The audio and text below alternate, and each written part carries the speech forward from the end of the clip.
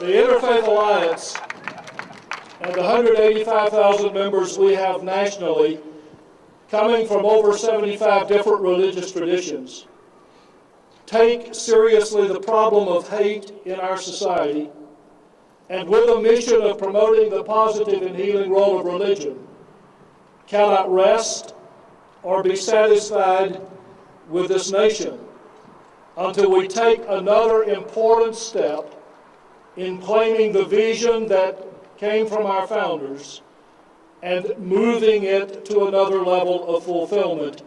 That step involves the passage of the Local Law Enforcement Hate Crimes Prevention Act.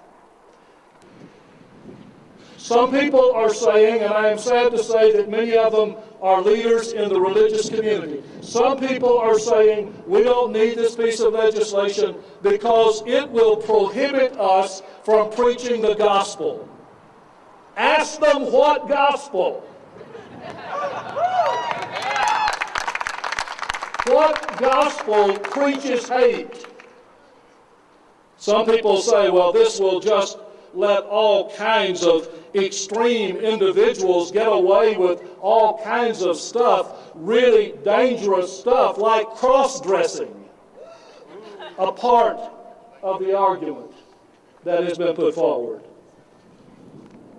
Over the last several years, I've been in a lot of cities, speaking at a lot of hate crime rallies, and looking into the faces of those not only who are eager to pass hate crimes legislation, but to those whose eyes and bodies reflect the consequences of hate in our society.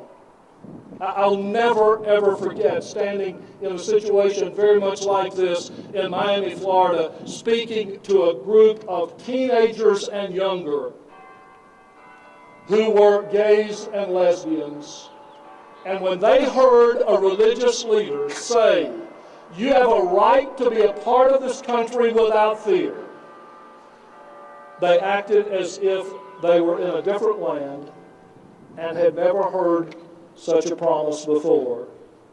Those of us who value democracy, those of us who are committed to the core values of many different religious traditions, have a responsibility to go to work with members of the Senate and those in the White House.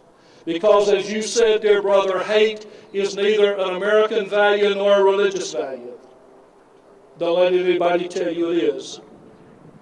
About 10 days ago, I sat beside Judy Shepard on Capitol Hill as we talked together with members of congressional staffs about the importance of passing this piece of legislation. We had a lot of good questions. And at the end of that meeting, I posed a question to those in that room that I posed to you. Are you against this bill?